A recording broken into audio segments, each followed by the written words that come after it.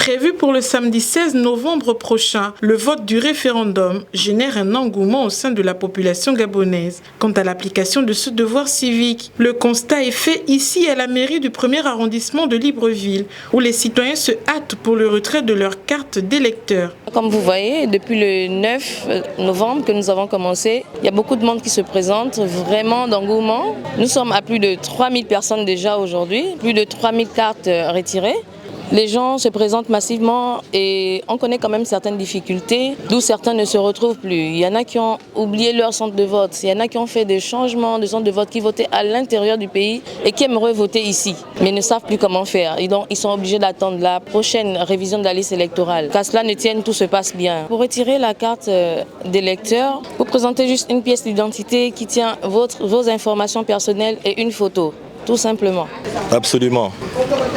Ce serait vraiment un acte antipatriotique de ne pas retirer sa carte, de ne pas participer. Mais moi je pense que le référendum est quelque chose vraiment de très important pour notre pays. Et ce référendum, j'ai essayé de regarder les différents articles. Ça m'a vraiment interpellé, surtout par exemple un article qui parle par exemple de la vacance du pouvoir, où on dit que si le président est hors du pays pendant 45 jours, la position est vacante, vous voyez. Donc je pense que ça c'est quelque chose qui n'existait pas avant. Nous avons vu aussi par rapport à la nationalité du président, tout ce qui a été dit. Il y a beaucoup de choses qui protègent les Gabonais, l'intérêt des Gabonais. Je pense qu'avec cette constitution, nous essayons de récupérer notre pays et sécuriser les Gabonais. Non, je n'ai pas encore retiré ma carte d'électeur. Si je suis ici, c'est pour retirer en fait cette carte. Je conseille à tout le monde de venir retirer la carte d'électeur parce que c'est très important pour voter d'abord pour le référendum et pour les élections 2025 qui va nous permettre de quitter la transition.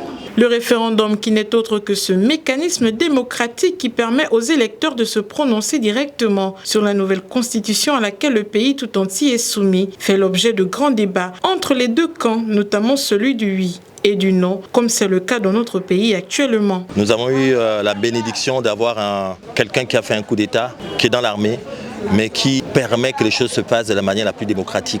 Je félicite sa façon de faire les choses et c'est pour cela moi je voterai le oui. Je vous le dis, je voterai le oui parce que nous sortons de loin et beaucoup aujourd'hui oublient d'où nous revenons. Il est nécessaire de voter parce qu'après, si on continue à bouder au quartier, si on ne vient pas voter, on se base sur quoi ?